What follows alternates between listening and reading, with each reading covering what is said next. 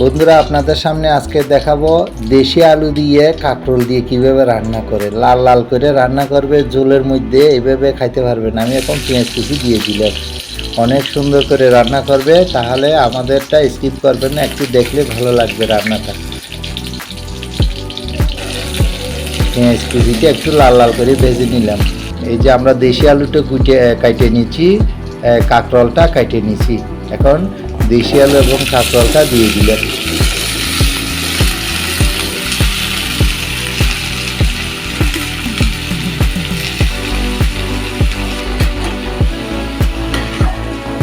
বন্ধুরা, এখানে আদা বাটা এবং রসুন বাটা দেওয়া হয়েছে, ওইটা আদা বাটা দিয়ে দিলাম,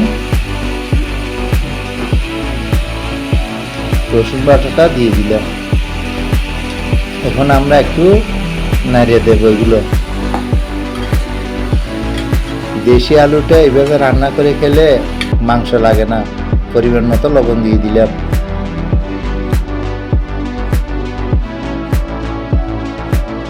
আর একটু নেড়ে নিলাম।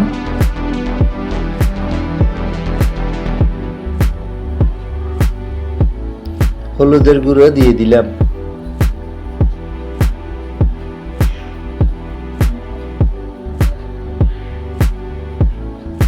মরিচের গুঁড়ো দিয়ে দিলাম পরিমাণ মতো। একটু লাল লাল করে ভেজে রান্না করে খেলে এগুলো অনেক স্বাদ লাগে দেশি আলুটা।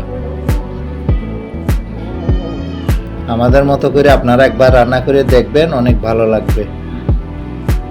একটু গরম জল দিয়ে দিলাম, জিরে ধনিয়ার গুঁড়ো দিয়ে দিলাম।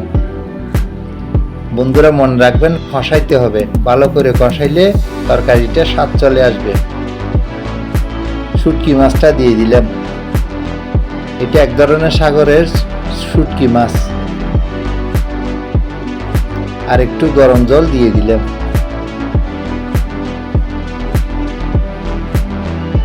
এখন বেশি করে গরম জল দিয়ে দিলাম।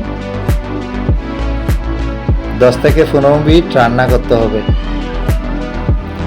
ঢেকে দিলাম।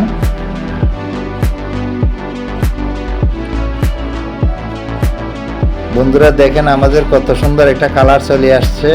আপনারা এভাবে ঝোল ঝোল করে দেশি আলু রান্না করে খাবেন, অনেক ভালো লাগবে। বন্ধুরা, যদি আমার চ্যানেলটা আপনারা নতুন হয়ে থাকেন তাহলে একটা সাবস্ক্রাইব দেবেন, লাইক দেবেন, শেয়ার করবেন। ধন্যবাদ পাতা দিয়ে দিলাম। সবাই ভালো থাকবেন, সুস্থ থাকবেন। Tata, bye bye.